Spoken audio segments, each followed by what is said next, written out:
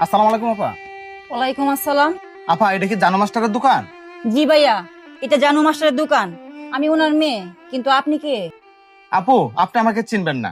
এ পাইলে কিছু কাগজপত্র আছে, আপনি একটা সই করে দেন। আর আপনার আব্বুটা লাগবে, পরে আমি নিয়ে নিব। সই করব মানে? ভাই, এটা কিসের ব্যাপার? আমি এখানে আন্তাজি সই করব কেন? আপু, এগুলো হচ্ছে আপনাদের এই দোকানের পেপার। আপনি ততটা বুঝবেন না, আপনার আব্বু দেখলে এটা বুঝতে পারবেন। দোকানের পেপার মানে?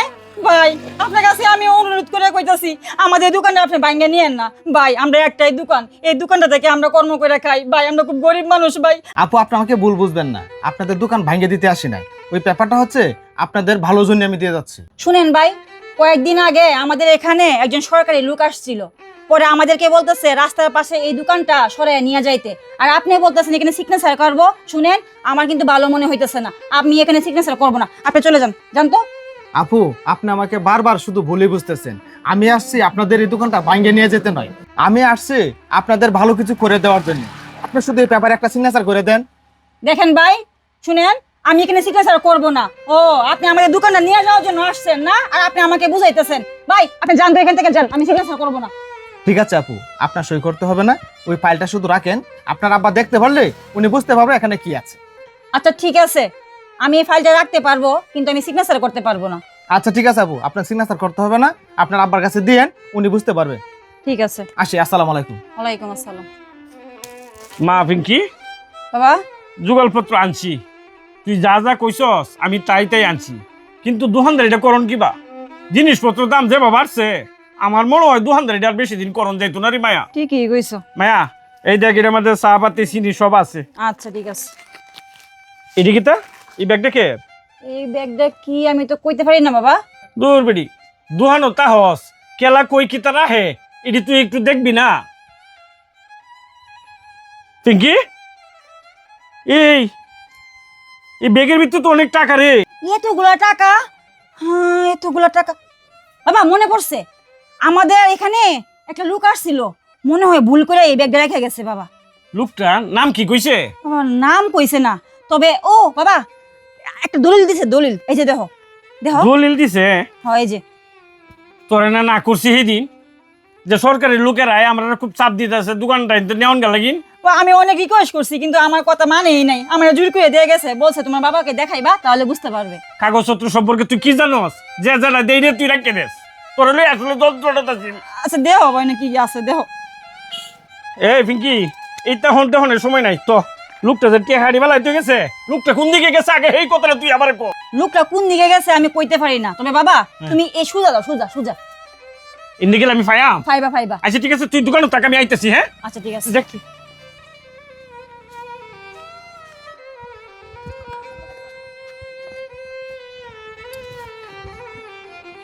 স্যার, আসসালামু আলাইকুম স্যার।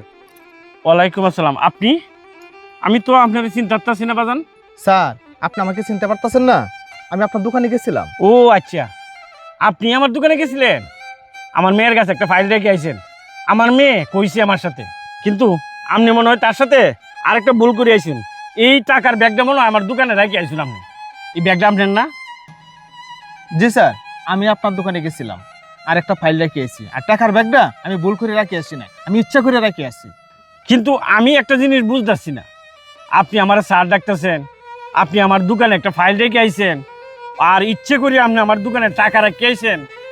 এই বিষয়টা আপনি যদি একটু খোলাসা করে আমার সাথে বলতেন। বুঝতে পারছি স্যার, আপনি আমাকে চিনতে পারেন নাই। স্যার, আমি আপনার বাড়িতে লজিং থেকে লেখাপড়া করতাম।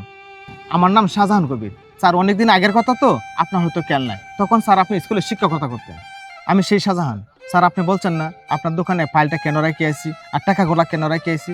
শুনেন তাহলে, আপনার যে দোকানটা আছে, দোকানটা আমি শুনতে পারছি যে সরকারি জায়গায় পড়ে গেছে। ওইটা ভাঙার জন্য সরকারিভাবে নোটিশ তৈরি করা হয়েছে। এই খবরটা আমি শুনে ভূমি অফিসের মাধ্যমে অফিসিয়ালভাবে এই জায়গাটা, দোকানটা আপনার নামে সারা জীবনের জন্য বরাদ্দ করে নিয়ে আসছে। আর স্যার বলছেন না এই টাকাগুলো আমি কেন রেখে আসছি? স্যার, আমি জানি আমি যদি এভাবে টাকা দিই আপনি নেবেন না, এই জন্য টাকাগুলো রেখে আসছি। এই দোকানটা আপনি চলাবেন, আর বেশি করে মাল তুললে সুন্দর করে আপনি ব্যবসাটা চালিয়ে যাবেন।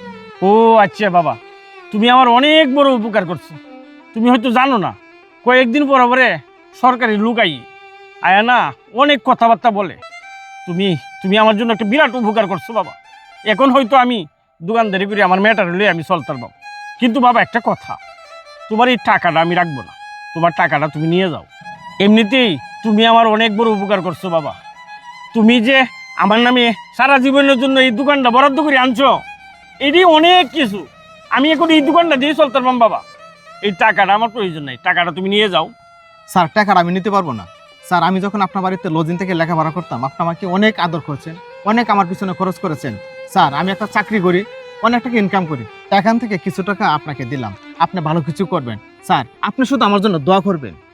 ঠিক আছে বাবা, তুমি যেহেতু এত করে বলতেছো, আমি টাকাগুলো তোমার রাখলাম।